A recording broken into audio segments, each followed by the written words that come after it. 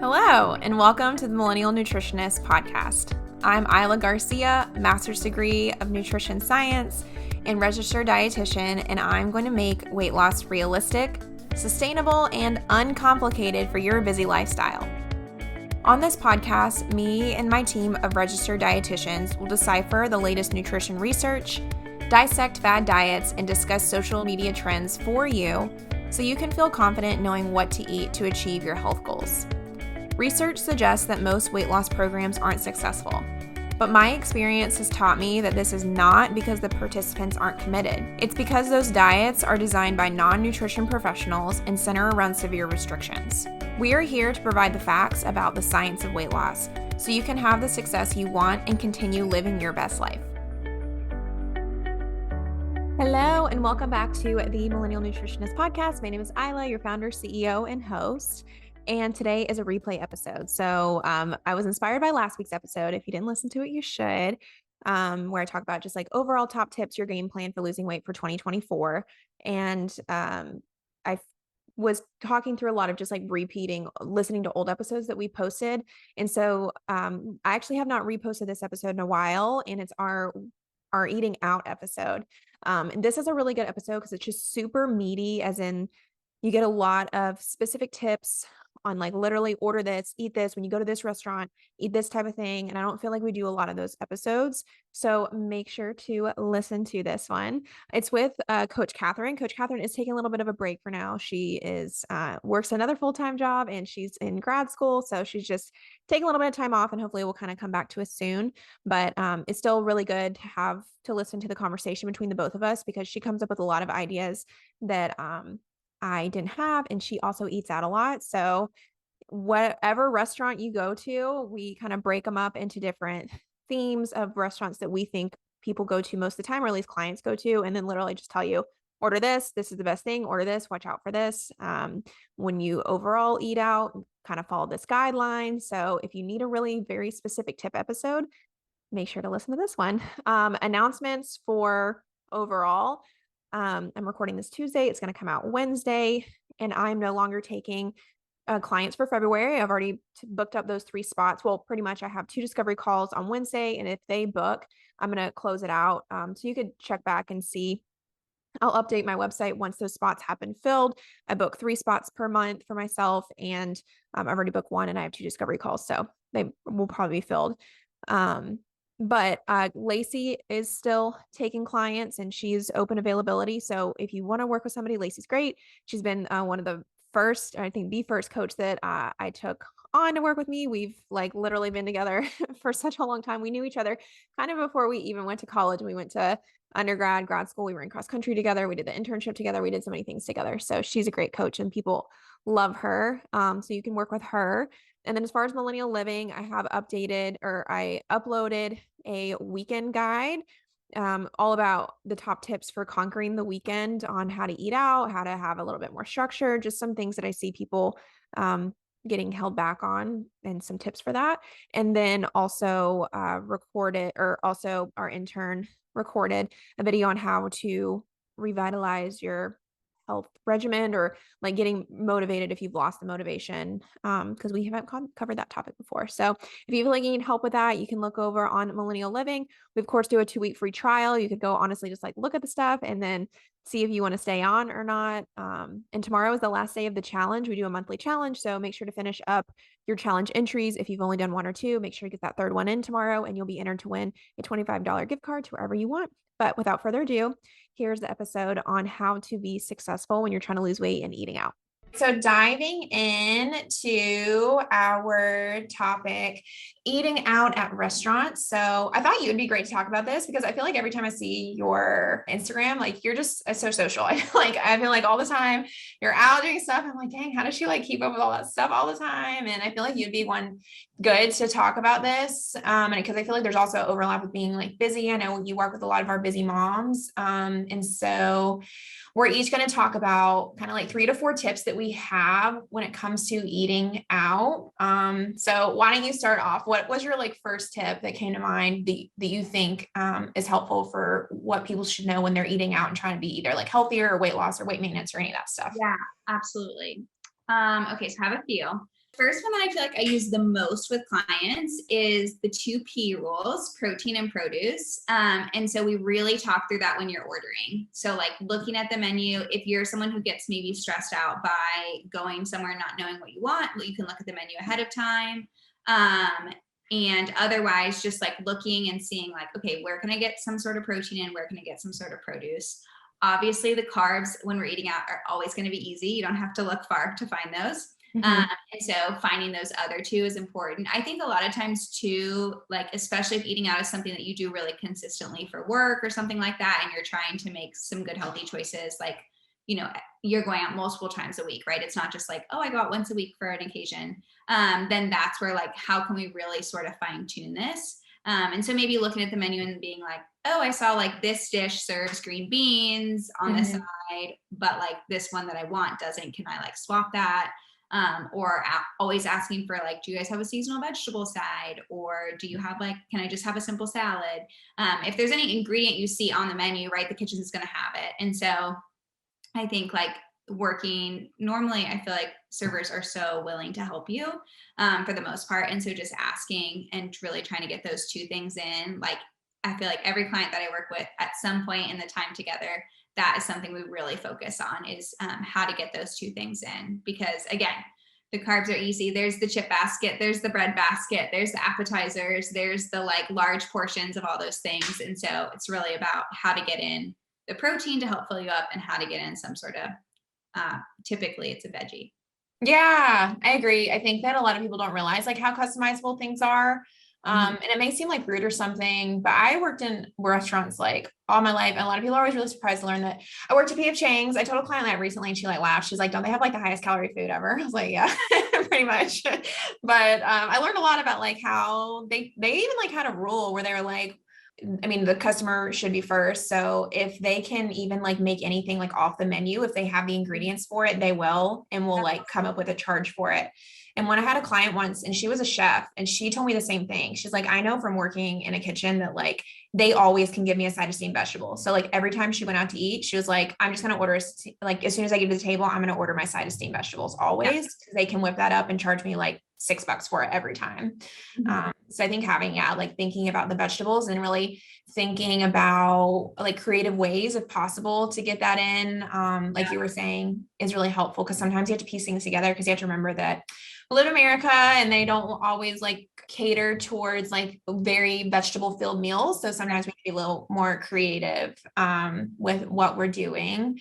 I think my next tip, a big one that I'm always telling clients is just like make sure to treat it kind of like a normal meal and just like a normal day. I feel like I find that a lot of clients really like hype it up, which I understand it's really stressful and it can be like, so like, oh my gosh, I'm going to eat over, I'm going to do all these things. And if we just think about it like a normal day, making sure to eat breakfast and making sure to eat lunch so that you don't overeat when we get to dinner. Because I think a lot of people don't realize you have hormones going through your body. And when you save up all these calories, it doesn't really like work out very well. Like you think it would, like, I'm just not going to eat much during the day. And then I'll spend like 1,800 calories at dinner and it'll all work out. But what kind of ends up happening is you get like a really high hunger hormone and it causes you to want to eat even higher calorie food than you would originally. And you will likely end up just overeat on calories for the whole day like that, as opposed to just like eating a solid breakfast, eating a solid lunch with a protein and a produce and some healthy carbs on there so you don't go over there. And then just also doing, I think the same thing is just like what you said at dinner, just treating it like another meal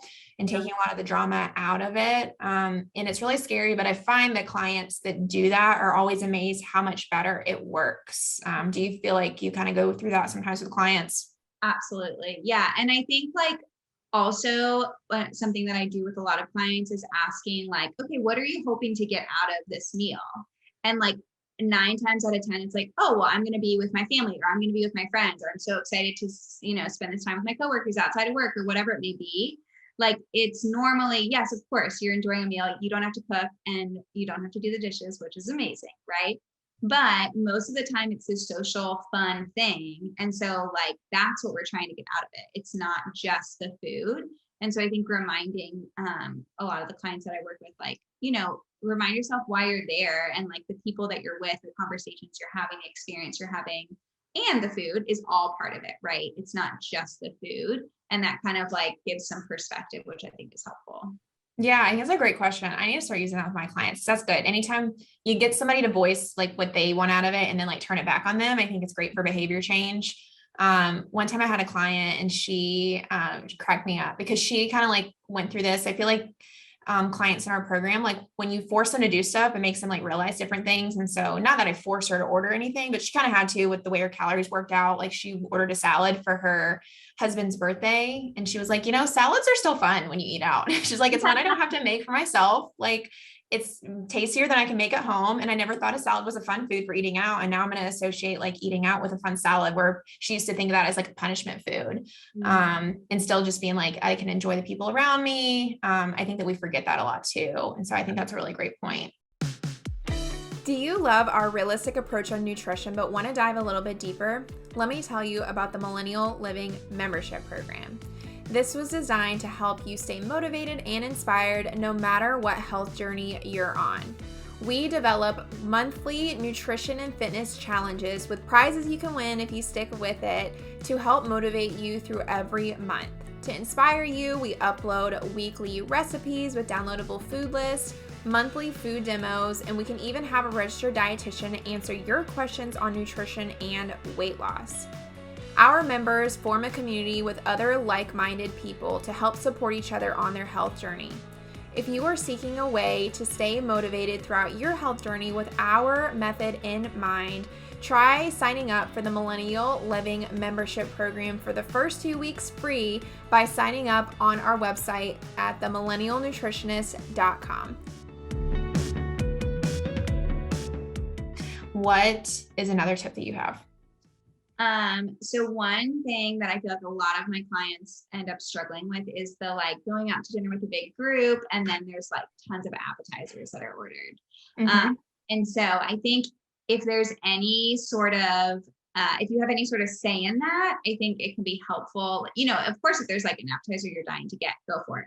But if you don't want something, but you're going to feel pressure, just be like, oh, I'm good. I think I already picked out this on the menu. I'm going to get that. So that can be helpful to sort of like avoid those bulk orders of the appetizers. But if it does happen, what I think is helpful is to survey what's there, see what you want to actually have. And then keep in mind, like, okay, did I already order a full meal, and do I want to be able to finish that? Or at least enjoy it, right? Even if you take some home, then how much of these appetizers do I want to have? And so I think being mindful of it, I think it's easy conversationally. You're just grazing, you're just eating kind of whatever without realizing it. But the second thing, which we talked about this with traveling too, I think when we were, you and I and Lisa were talking, but to plate it is super helpful. So like, instead of just like grabbing a chip and dip here, grabbing some nachos here, pretzel here, another dip, another charcuterie item, whatever, to just put it on your plate. And then you can get a better sense of like what is actually on your plate. So I think that's super helpful. Also, a lot of times, like if you are getting any sort of dip, like a hummus or even like queso, guacamole, all that kind of stuff, or even like, if you get chicken wings and it comes with some celery, like there's typically some sort of vegetable that you could always ask for extra of. I am like notorious for that. My husband always laughs. Like anytime if we get their celery is something, I'm like, can we do a double order of celery? Or like if we get a hummus platter and it comes with like a ton of pita and like 2 pieces of vegetables, I'm like, can we get double the vegetables and half the pita? So there's always ways, like little swaps that you can make to be able to still enjoy it. But obviously you're adding some balance, and then you're being mindful of the additional things you're going to have for your actual meal. Yeah, I think that's great. I get clients that get really stressed out about the tapas thing, or like, the appetizers or just the sharing, because you don't want to be like mean and be like, I can only have this, which I totally get. And I don't think it needs to happen. But I think I tell the same things, like plating it so you can actually see how much you're eating for that like portion control. And then, just also trying to maybe think beforehand, like what's your kind of like game plan for if this happens, like, what is that going to be?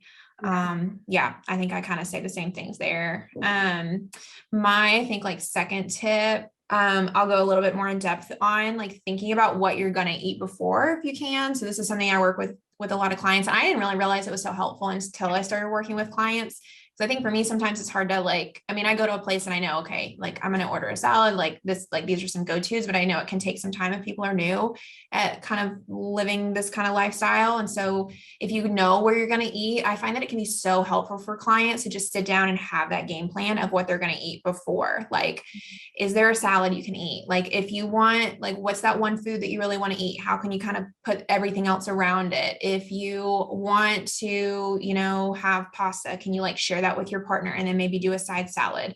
Or is there like a fish option? Or just like, it seems like having that plan before people go into eating at the restaurant takes that kind of like frazzledness out of it that I find with clients, and really makes them successful.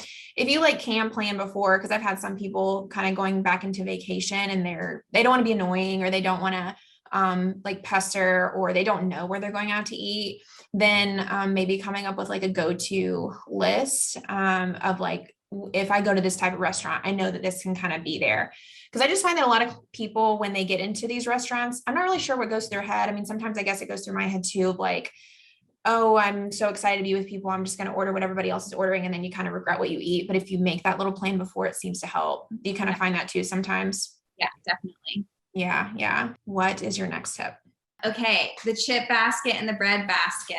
I feel like this is a classic. I was talking to my husband before this, and he was like, you have my permission to make fun of me because I really struggle with the bread basket and the chip basket, which is so true. It's hard, right? Everyone, like, you know, especially if it's, I think if it's free, we're like, oh my gosh, I have to have it, right? Yeah. And so I think those things, again, like think of it in the context of your whole meal, right? So like, do you want to completely ruin your appetite after you get your free bread or your free chips, and then your meal comes and you're like not even that hungry, right? Which, like, of course you can take it home for leftovers, but like you paid to have this meal and this experience. So I think being mindful, plating is super helpful. Again, like, okay, put the portion of chips on your plate, put the bread on your plate, push the basket to the side. Especially Mexican restaurants, they refill those baskets so fast, which is like delicious, right? But again, that's like tons and tons of chips.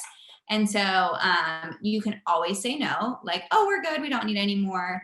And then, you know, just again, if I'm going to go to a Mexican restaurant and order fajitas, but I ate a ton of chips beforehand, like then I'm probably not going to eat my rice or my tortillas because I've had plenty of carbs. I'm just going to, you know, eat the veggies and the meat or that I have. And so, or like if I'm going to an Italian restaurant and there's a bread basket, but I also want to get a pasta dish, like that's something that I'm like, okay, well, I'm going to get really full if I eat all this bread. And so I think reminding yourself, like, just because it's free doesn't mean I have to eat it. Like you had enough money to go to a restaurant and pay for the meal. So if you really want some bread or some chips, you can buy them after, or like, you know, another time. So I think that's a helpful reminder. And then again, just seeing this in the context of the whole meal, even if it might be something that happens before, or even too, I know some people, they're like, I cannot control myself around either of those. So they just, when they sit down, tell the server, hey, I don't want this, or I don't want that. And then people are super respectful of that. So all of those can hopefully be helpful.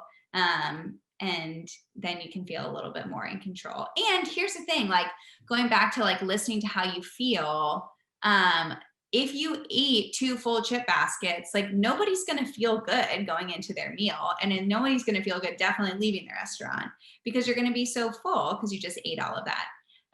And so I think going back to like listening to your body, like I love chips at a Mexican restaurant, so I'm going to have them every time I go. But I'm going to be mindful of how much I'm having and in the context of my meal, so that I'm not leaving feeling so like icky afterwards. Yeah, no, I think those are all good. Everybody knows I recently moved to Texas and I live in Fort Worth, and I don't know if we haven't found the right places to eat or what, but I think that we just love all the Tex-Mex here. I don't know why we never like Tex-Mex at home. I think it's because everybody gets so excited about it. And the chip basket has really been hard for me. Like, because it tastes so, and they're all of their Tex-Mex I find is like taste so much better at home. So I'm like relearning how to really navigate that too. Because with every change for me, I have to relearn something. So I think I'm at 4 months, I'm finally at my breaking point. I'm like, I can't, because I keep leaving literally just with a stomach ache. And I know like what you're saying, like a lot of it comes down to like like just how you feel after. And it's like, when I think about like when I have the guac and the queso, for me, my new strategy is like, sometimes that's good enough for my meal. Like if that's all I really need, and that's what I really like eating out. I like when I go to TexMex, honestly, I like the queso and I like the guac, and those are my two favorite parts. And if that's all I want to eat and I'm full, then that's my new strategy. There you go. But I have some clients and they don't like they don't like the chips, and they are like, I don't know why I eat them. And so I've had some kind of come out on the other end of it. And I ask them like, how were you able to really get over that habit? And they say they just sit and they think about like, what parts of the meal do they really want? They really like the taco part. And so that's going to give them carbs there. And they don't also need to do carbs with their chips and dip. And they, like you said, they know they don't feel good after doing it multiple times, but I don't think it's something you can really like conquer in the first time. I think it's like constant, like, I mean, it's taken me like honestly 4 months to even be like, okay, this is what I can do about it now. And like, there's always going to be times where you like progress, right? And you're like, shoot, I ate way too much. I'd like some Tums and I need to take a walk, right? And so like, I think again, like all we can do with those things is use them as learning experiences. So I always tell my clients that like, okay, so what, right? It's one meal. This is like a small little piece in the whole scheme of things. So like, don't self-sabotage. Don't let this ruin everything. It's one meal. And then say like, okay, next time, how do I think I could change what I did either before or during the meal to set myself up for success? And so I think reflecting back on that is always super helpful to be like, oh, well, next time I could just do this, or next time I need to make sure I eat like a full lunch before going out to dinner because I was starving. So whatever I saw on my site, the free basket of whatever was the first thing I ate. And so that's how we can make change over time, is like every time coming back, like how can I succeed in the future if this happens again?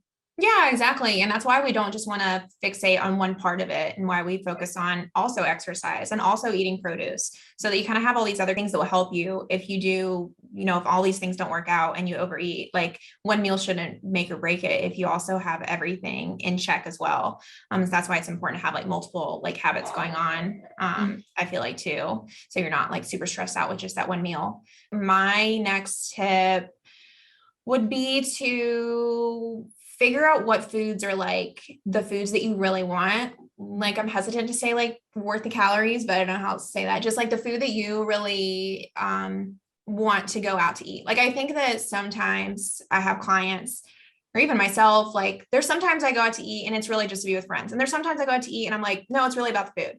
And so like knowing when those times are, so you're not like when it's the moment that's just for a friend, like maybe it's a friend's birthday and you don't even like the restaurant and you're just going to be with them, then let's maybe be a little bit like lower calorie and just focus on like being that with the friend. But then if we go out to eat into this like $200 sushi restaurant, like I'm going to enjoy what we're eating. And I tell that with our other clients too, like pick those times so that you kind of are not always overdoing it on the calories, because that can really lead to weight gain when you're constantly pushing it.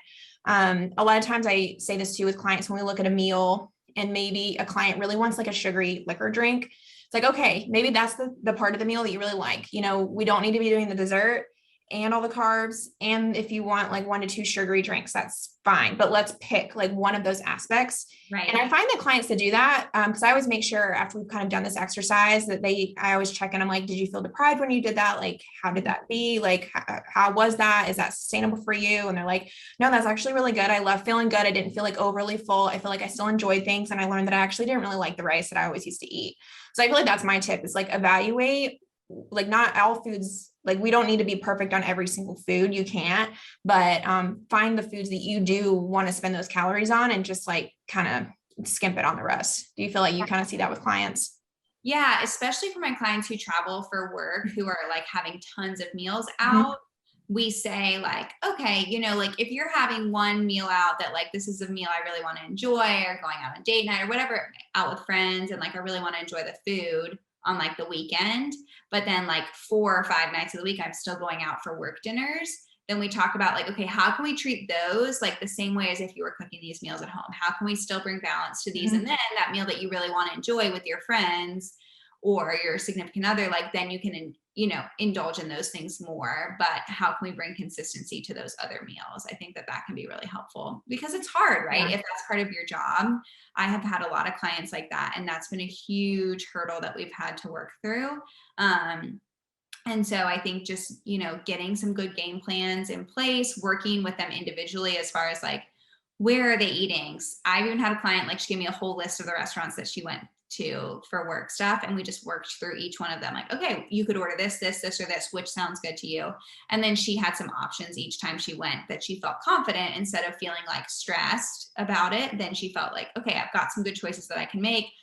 Ultimately, like, I'm here to do work. And so like, that's the main focus of the meal, not necessarily that no one's caring what I order, right? Like, I can choose what's best for my body. And so I think empowering too, of like, that can be really helpful, of knowing like, you're choosing what's best for your body and your health journey. And that doesn't make anyone else's decision wrong or bad if it's different, right?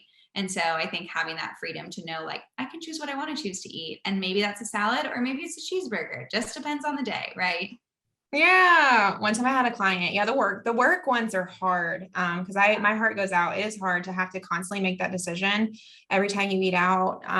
But I had one client once, she cracked me up too, because I find that like people that work a lot have this issue. I don't know if you've had it, where like feel a little bit more pressure to drink sometimes. Yeah. And she was like, she's like, I think I'm making this pressure up. Like I don't enjoy having a beer with my coworkers. I enjoy having a wine with my girlfriends. And that's where I'm going to spend those calories. And that's what I'm thinking about each time. It's like, yes, exactly. Like, it's not a bad food. We just need to think about how to balance it. Right. I think that's a good example of how you can kind of execute that. Let's run through some examples for people, on like some go-tos at restaurants, that you think of, because I'm really interested to get your take. So starting with Italian, because I feel like this trips people up. What are your go-tos that you recommend when it comes to an Italian restaurant? Yeah.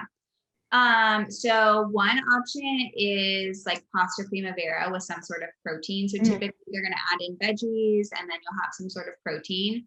So that can be a really good option, of like some sort of go-to. Oftentimes there's still like a lean protein or fish option, if that's something you want. I feel like most people want pasta though when they go to an Italian restaurant. Honestly, I think at the end of the day, the biggest thing is the portion of what you're having. So I think kind of knowing, again, treating it like that normal meal, like you were saying, like, okay, if I was eating this at home, what would be an amount that would be appropriate to fill me up? And so I think like looking at that, and usually if you're going for pasta, that's like half your plate, right? Because they give you such large portions. And so I think just knowing like, okay, well, evaluate it first, look at your portion, say, okay, I'm going to plan on eating half of this. And I'm going to check in on my hunger and sort of see where I'm at, give myself some time to like really let those hormones do their job and sort of see how I'm feeling.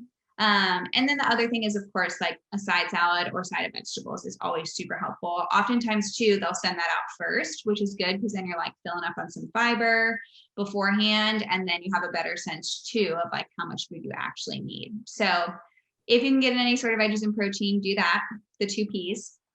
And then I guess 3 P's now, the portion, right? So that can be super helpful. Or even like a lot of places will box up half of it for you right away. So you could always ask the server like, hey, can you box up half of that for me? And then like you get another meal out of it, which is fun, right? Like you can have for lunch the next day or something. Yeah, I was going to say, I think that's like what I find most successful with clients at Italian restaurants is kind of just accepting that a lot of it's like 2 portion sizes wise. So they're like maybe splitting it with somebody if you really want the pasta, or doing the to-go thing. I think I did have a client one time do like a mussels situation with a side salad, because that's like good. Yeah, Italian food I think does have like better seafood. So those are my like typical go-tos as well. I think Italian places have like great salads in my opinion. And so that's normally like a go-to. What about Thai food? So I don't eat Thai regularly. Do you? Okay. So you tell me, because I've heard a client tell me before, like, I didn't even try at a Thai restaurant because I know they don't have any low calorie foods. So what is your rebuttal to that? Yeah, that's funny. We like don't go to Italian food that often, but we do. Oh, okay. Probably a little opposite of normal people, but also let me say one thing. Italian, if you get pizza, definitely do a salad, definitely split it. I think that's super helpful. And then like I typically start off with just putting 1 piece of pizza on my plate and at least half my plate salad, and then checking in on my hunger. I think that's the biggest thing.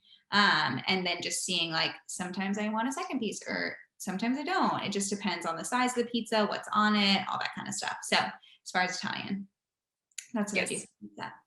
Thai food. Okay. So two things would be, I love Thai curry. I think it's so good. And typically there's a ton of vegetables in it. And then there's a protein. Normally, like you can get like a green curry, red curry, yellow curry, and then you can choose like which one you want, which sort of protein you want. If you want like chicken or beef or pork or tofu, seafood, anything like that. And then there's already a base of vegetables. So that's a good option. And then again, they're going to give you typically a lot of rice. And so I just normally do at least half, not more than half of it, because it's a large portion of rice to have with the curry. And then you can always ask for like double veggies in there.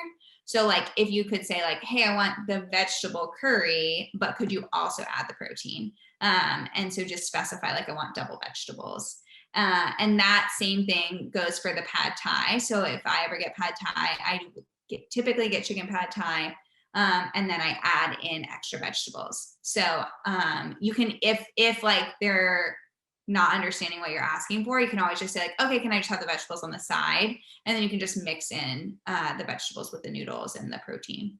So that's typically what I do. And then I always split it into 2 meals typically. So okay. Typically large portions again. And honestly, pad thai and Thai curry reheat really well. So it's perfect for the next day. So that's what I typically go to for those. Okay. Good to know. Yeah. I don't think I've really ever eaten Thai food out. I feel so like uncultured. There's like a Thai place in our new area that we live in, like our shopping center, our apartment complex area. And I did get the curry. It was really good. And I think that's my do go to, because yeah, you can really stock it with vegetables, and it looks like the broth. I got like a green one, so I'm hoping that had like vegetables. But yeah, the rice can get you. I know from working at P.F. Chang's, it was like fusion, but they had pad thai and it was like literally over 2,000 calories for the one meal. But it's so big. So, breaking it down, I think what you said is a really good strategy for that. Mexican. So I think I'll start this one since I live in Texas, and my husband's parents are from Mexico. He's born in America, but I've learned a lot from them. Now, I'm not going to be talking about authentic because we can't really find that here too much, but for Tex-Mex, when it comes to Tex-Mex, I feel like the strategy that I recommend for people is to think about like some veggie options. So like fajitas are typically like a good go-to because there's a lot of pepper, like bell pepper, and it's typically like chicken or beef. Chicken's gonna be a little bit lower calories. I've had a client recently too ask for vegetables when they do like guacamole dips. I think that can be easy. And then like definitely like pre-portioning the chips. Chips aren't honestly that high in calories. I find, I think like 10 or 160 calories or something. So you can get like a good amount and even like chop that in half to get at least a flavor of the salsa. I mean, salsa is like very little calories because it's pretty much just tomatoes. It's really the chips that kill you if you do it like that. So I think fajitas are my go-to recommendation. In the winter, tortilla soup is really good. If you even get, I normally ask for no tortilla chips in the soup because I like to get my chip fill in the beginning. So it's pretty much just like vegetables, avocado, and like chicken at that point with a good like tomato broth.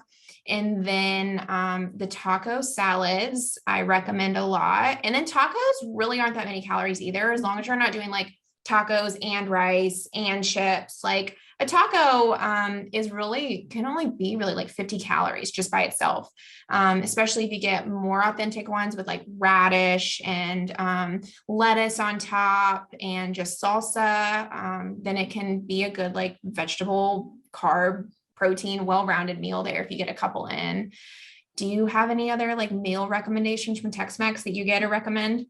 Yeah, I mean, fajitas are like my go-to always. I love the chips too, so I always skip on the tortillas or the rice options later. Mm-hmm. So those are my go-tos.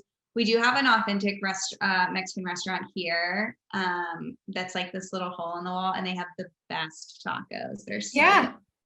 But they don't serve like any other like vegetable side. So normally we end up just getting them for takeout anyways. And so then I can always add stuff at home. So that's typically what I do. So like a partial takeout meal, which is something that I work on with a lot of clients of like, if they're getting takeout or if they're getting fast food, like just get the main entree. And then instead of getting like also the chips or the fries or the tater tots or any other carb that would normally be on the side, just like have some sort of produce at home. Yeah, I think that's a good idea. Yeah, that's what I normally do. I think when my in-laws order like from a taco truck, I'll normally like finish it off with an apple or really try to load up on like the maybe like make a side salad or something. But yeah, I think that's a great tip with like combining a couple of different features if you're doing takeout. What about sushi? I feel like every millennial goes to sushi place and struggles. So what is your take there? Yeah, it's hard, right? Like you go pay all this money, eat all this sushi, and then like an hour later, you're like, I'm starving still. So one thing that I think is super helpful to start off, well, some places will give you like the soup salad to start. So I always opt for that for sure. Or I just ask just for the salad. If you don't want the soup, it definitely is good, but it has lots and lots of salt. So the salad with like the ginger dressing is really good. That's a good option. Also, for an appetizer starter is getting edamame is really something I recommend, because it's got some good protein in it. I think there's like 18 grams of protein in a cup, which is a lot. And obviously if you're having it in the shell, like you're probably not eating a cup full of it, but at least you're getting a few grams protein. So that's helpful as well. And then, of course, any sort of tempura roll or like the cream cheese, all that's going to be fried, extra calories. I typically always get a salmon avocado roll and a rainbow roll. Those are like my go-tos. And then you can also ask, a lot of places will wrap it in like cucumber or things like that. But honestly, if you're just getting, like 1 or 2 rolls, the portion of rice is totally appropriate. It's more just like the lack of protein that I think is what's keeping people full. So I think any way that you can add in some protein, or even getting something like sashimi can help as well. If you like sashimi, that can give you some good protein. So those are my tips for that. Yeah, I say the same thing. I feel like you can easily make my plate with a sushi place. Normally what I recommend, like you said, is we think about 2 vegetables, and that would either be probably the edamame, the salad, or even seaweed salad is good too. And then you can get protein either with a sashimi, or making sure you get like the rainbow roll typically will have like a couple of different fish on there.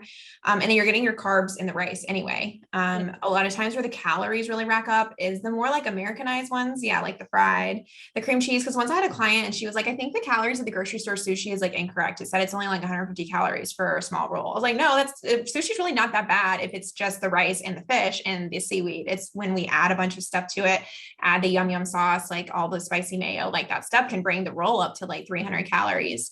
Another technique that I use with clients, if that's like maybe a meal they're meeting a friend with, so it's not like a foodie event, it's like maybe like halfway, is maybe like pick a roll that you really like you don't care about the calories. If you want to do the fried cream cheese, all the stuff, then go for it. And then just try to be a little leaner, maybe on the second roll, like maybe just use sashimi with some seaweed salad. That's like my personal favorite hack is I identify the flavors I like in the sushi and just try to order them externally. So like I love the seaweed salad and I love just like salmon, and doing that together tastes like a roll in and of itself for me. I feel like I don't even need the rice or the cream cheese and stuff, but then it's sometimes fun to still go all out on another roll just for fun. And that's what my clients can do. So you can still get a lot of vegetable options at sushi places, and I think people forget about them. But I think that is it. I feel like we covered a lot of stuff. I feel like there's still so much I probably could have said about eating out because it's so complex, but maybe we'll just do another episode. But I think this was super informative and I hope people find it helpful. So thank you so much for joining us, Catherine. Absolutely. Thanks for having me. Thank you so much for listening to the Millennial Nutritionist podcast. For daily weight loss tips and nutrition information, you can find us on Instagram at the.millennial.nutritionist and on TikTok at millennial.nutritionist. If you find this information helpful, please subscribe to the podcast and share it with a friend who needs encouragement on their health journey. See you in the next episode.